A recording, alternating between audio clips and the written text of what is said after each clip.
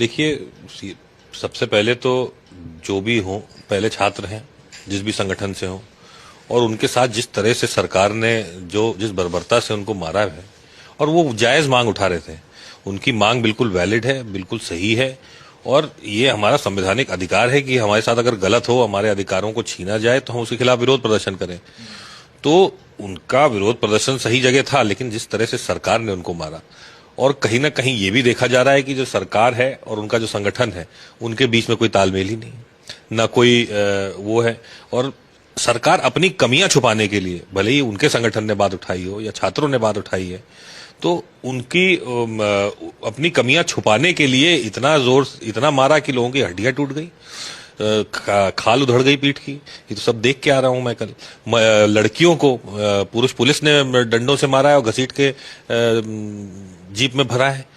तो कहीं ना कहीं ये दिखाता है कि सरकार छात्रों के प्रति बिल्कुल बेरहम होकर के उन्होंने ये काम किया है। आप मिले हैं छात्रों से कल, क्या कुछ उन्होंने आपसे कहा? क्योंकि आप एक कांग्रेस की नेता की हैसियत से वहां गए, तो यूजुअली होता है कि कोई एंटी पार्टी एलिमेंट वहां पहुंचता है तो शोर शराबा इस तरह की चीजें होती हैं।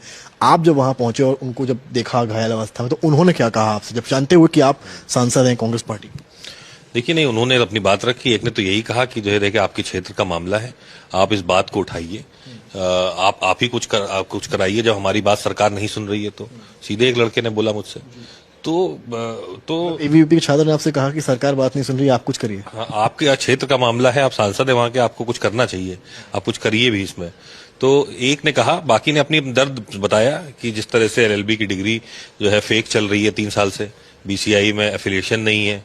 लड़की ने एक बताया कि जो है आपके जब कुछ उसके सीनियर जो है वो गए अपने डिग्री दिखाने के लिए, रजिस्ट्रेशन देखने के लिए, तो फिर उसमें सीधे सीधे लिखा है कि बीसीआई से एफिलेटेड नहीं है आपका कॉलेज। तो इस तरह की बातें जब सामने आ रही हैं तो जाहिर सी बात है, कोई भी छात्र हो वो अपने हक के लिए धरना प्रदर्शन, विरोध प्रदर्शन करेगा। और ऊपर से जो यूनिवर्सिटी है वो धमका रही है बच्चों को।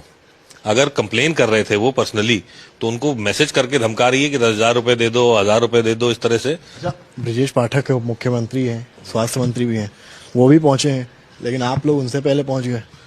नहीं, मामला तो 1.5 दिन हो चुका था, उनके पास पूरा समय था जाने के लिए। हम लोग तो बाद में गए हैं फिर भी।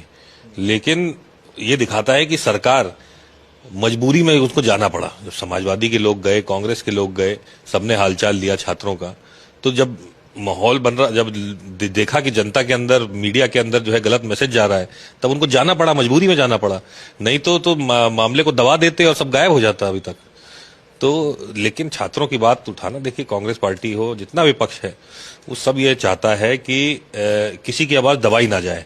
कोई भी अगर गलत हो रहा हो तो उसको सही पटल पे रखने का काम विपक्ष का है, तो इसलिए हम लोग वहां जाते हैं। बात करने के लिए आपने सुना तनुज पुनिया, बाराबंकी से सांसद है कांग्रेस पार्टी के, और शायद ये सियासत मध्य प्रदेश की पहली दफा ही होगा जब विपक्ष के स्टूडेंट विंग के साथ विपक्ष के दोनों बड़े दल खड़े नजर आ रहे हैं।